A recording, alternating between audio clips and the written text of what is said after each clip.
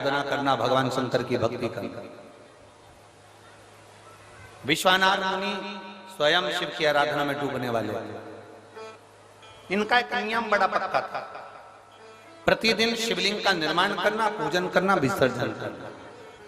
और जिस दिन शिवलिंग का निर्माण नहीं कर पाते थे, जिस दिन शंकर भगवान के शिवलिंग की आराधना नहीं कर पाते थे, जिस दिन भगवान शंकर के शिवलिंग का पूजन नहीं कर पाते थे, उस दिन एक बेलपत्री का दान देते थे।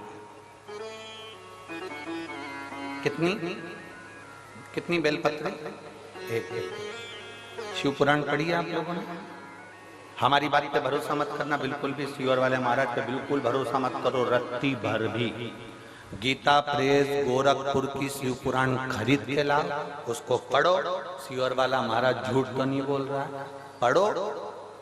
कुमार खंड निकालो, उमा खंड निकालो, शिव महापुराण का कुमार खंड, उमा खंड निकाल कर पढ़ो, जिसके अंतर्गत लिखा हुआ है एक बेलपत्री का दान किसके बराबर होता है। तो कहा 1.25 मन सोने के सिंहासन पर शालिग्राम जी की मूर्ति को बिठाकर सोने का श्रृंगार कर कर किसी ब्राह्मण को दान दिया जाता है, उससे 1000 गुना दान बड़ा एक बेलपत्री का दान के बराबर।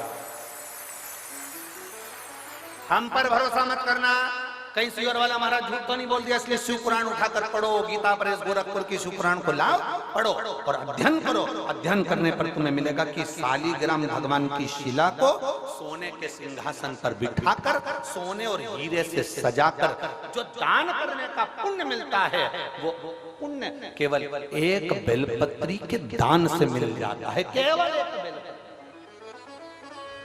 एक बेलपत्री में वो बल होता है। और अच्छे से समझ लें, शंकर जी पे चढ़ी हुई बेलपत्र, मान लो तुम्हारे पास में बेलपत्र नहीं, मान लो तुम्हारे पास में बेलपत्र नहीं है। अब तुम्हारे पास बेलपत्र नहीं है, शिव जी के मंदिर में गई हो, शंकर के शिवालय में गई हो, देवाधिदेव महादेव के शिवालय में पहुंची हो, शिवालय में शंकर के शिवलिंग पर जो बेलपत्र चढ़ी होती है, उस बेलपत्र को उठाकर पानी से धोकर वापिस चढ़ा देने का फल क्या होता है, वो भी शिव महापुराण में जरूर पढ़िए। तारा बाबा की कुटिया में कथा चल रही है और श्री गुरु शिव पुराण चल रही है, जरा ध्यान से सुनना इसको, बहुत सावधानी से। जितने बाहर के पंडालों में भक्त बैठे और जितने आस्था चैनल पर सुन रहे हैं, जितने फेसबुक यूट्यूब पर सुन रहे हैं, जितने रोड पर बैठकर कथा सुन रहे हैं, जहां जहां आवाज जा रही है, जहां बैठकर कथा सुन रहे हैं, बहुत सावधानी से कथा का स्मरण करिएगा। एक बेलपत्री का दान शालिग्राम भगवान के सोने के सिंहासन पर बैठकर दान करने के बराबर है। शंकर भगवान के शिवलिंग पर चढ़ी हुई बेलपत्र को धोकर वापिस शंकर भगवान के शिवलिंग पर चढ़ाने का जो पुण्य है, कहा